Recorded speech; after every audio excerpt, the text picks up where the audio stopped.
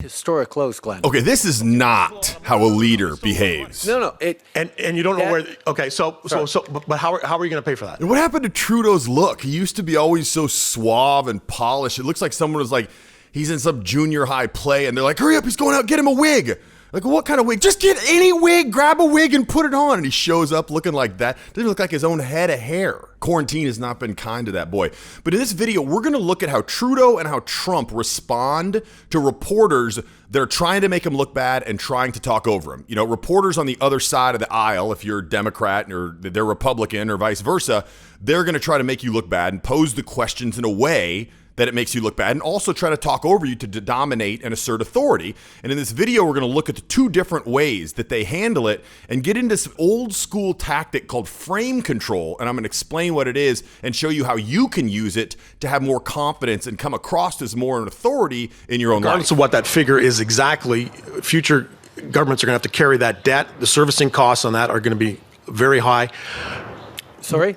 The servicing costs on the debt that you're going to have to carry, that you're adding to now. The servicing costs that you're adding to now. So this guy's trying to obviously, speak in a very dominant way. But even Trudeau, who is typically very passive, says, I'm sorry. And then he lets him talk here. Very high. Sorry? The servicing costs on the debt that you're going to have to carry, that you're adding to now, right? Interest rates are at historic lows, Glenn. Okay, but it's still a lot of money. No. It's still a lot of money. No. And you don't know where. Okay, but how are you going to pay for that? How are you going to pay for those costs in future years? Are you going to increase taxes, or are you going to cut programs? Talks right over him, and then apologizes. What? What is that? So Trudeau makes a great point. So this guy's, you're adding to the debt. How are you going to carry that debt? And Trudeau's like, Glenn, interest rates are at all-time lows. That's a great comeback. It's legitimate. And so then Glenn tries to talk. I know this guy's name now. Glenn tries to talk back, and Trudeau's like, no, and tries to interrupt him. But the dude bulldozes him. This guy's the leader of Canada, and some no-name, some Glenn name dude is just going to bulldoze you, and then he apologizes. Sorry.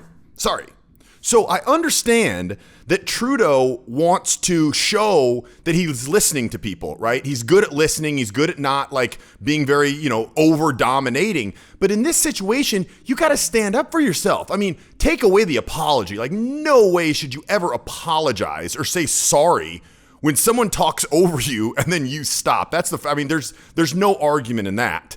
And then for him to not come over the top, because he had a great point. So he should have came over the top and said, Glenn, I got to call you out on that. That's a terrible point. The reason we assume this debt at this time is because the interest rates are low. You're making my point. Next question. But what happened? Oh, I'm so sorry. Now I'm going to let you talk. So I think he handled that very poorly, and I think he came across very weak. Cut programs. Okay. Right now, we're in an absolutely unprecedented situation where our economy had to completely shut down. And the other thing I think is weird is his response. He doesn't even look at Glenn. He just looks straight at the camera. So it just seems a little disingenuous to me. Like, if I was coaching Trudeau, I would say, look at the person who's asking the question. If you want to get some eye contact with the camera, glance back and forth. But it looks super weird that he's addressing a question to the camera. That's what I would coach this guy. In the midterms. Here we go. If you don't mind, Mr. President, So Trump's already setting the pace, right? He's antagonizing him, saying, here we go. And then when he starts going, he says, let's go. It's like this old video I did. If you want to get a laugh, I don't know how many hundreds of years ago this was. I was like, how to talk like a cop. And that's what cops do, is like when they're telling people to sit down right here. And the person starts walking, sit down right here. Like they're not doing it to dominate and assert authority. So he's saying, go. He is talking, but Trump's saying, go. So they can't, I am sitting down. It totally gives the other person the frame. Caravan was an invasion. As you know, Mr. President, I consider it to be an invasion. As you know, Mr. President, the caravan was not an invasion. It's a group of migrants moving up from Central America towards the border with the U.S. Thank you. So I think Trump did a good job there of letting him talk, because Trump's notorious for talking over people, maybe even talking a little bit too much. But if you watch in this interaction, he actually does give, I think it's Costa or whatever his name is, he does give him a chance to talk, which I think, and it's tough because when you have something ready to say, and this is an important point just in daily conversation back and forth, If you have something queued up to say, it's so hard to let the other person talk. No matter how cool of thing it is that they're saying, you want to say what you're saying. So it takes a lot of kind of self-constraint to do that, but it's a positive trait to have. And why did you characterize it as such? Because I consider it an invasion. You and I have a difference of opinion. But do you think that you demonized immigrants? So it gives them another chance to talk. In this election, no, not to at all. try to keep... I want them to come into the country, but they have to come in legally. You know, they have to come in, Jim, through a process. I want it to be a process, and I want people to come in, and we need the people. Your campaign. Wait.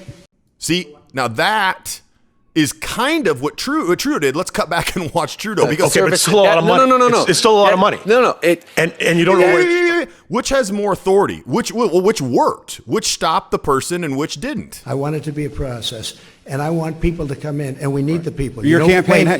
Wait. You know why we need the people, don't you? See? Because we have Now hundreds. that establishes and asserts authority. There's something called frame control. It's an old tactic back in the PUA days when it was kind of a new school of thought. And it basically means whoever has the frame. It's a term. It's kind of a little bit hard to understand, but bear with me right now.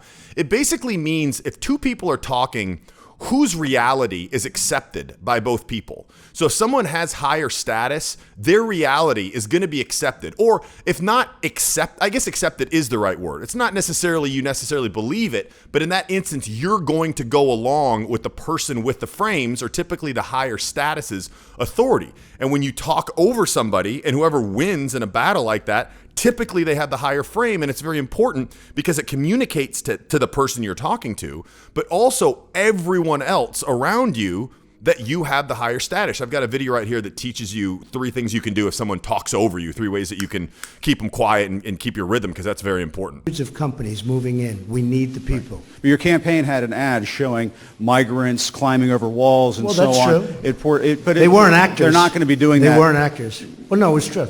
Do you think they were actors? They weren't actors. They didn't come from Hollywood. Another thing I want to point out here is Trump's delivery is calm and the vocal power is strong. So what you communicate with the power of your voice, have you ever noticed that? Like, there's some people who have some really good things to say, but their voice is just so weak and unconfident, it's hard to even listen to them. It's hard, even if you know they have something good to say, to pain yourself to listen to them. And that's not your fault, that's their fault. You need to speak with a powerful voice. And a lot of people make the mistake of thinking if you're not born with a powerful voice, that you're just screwed. There's nothing you can do, but you can actually learn. It's something that I coach. You can learn how to develop deep, strong, powerful, confident voice that people want to listen to, that people are drawn to. It even goes so far that sometimes when someone who speaks in a confident way doesn't know what they're talking about, and someone who does know what they're talking about speaks in an unconfident way, people will trust and believe the person who speaks in a confident way only based on that voice. I've got another video. I'll actually teach you how to speak with deep and powerful pipes. I'll put the video right here. You can touch on it, and I'll teach you that now. And I also have a very in-depth product. It's 30 days where every day I talk to you about a nuance of a powerful pipes, and at the end of a powerful pipes. And at the end of that, you come out with a totally new voice. So if that's something you really want to get control of, it's incredible how it impacts your life and the way people perceive you. I'll show you how to do that in a link down below the video. I'll talk to you there.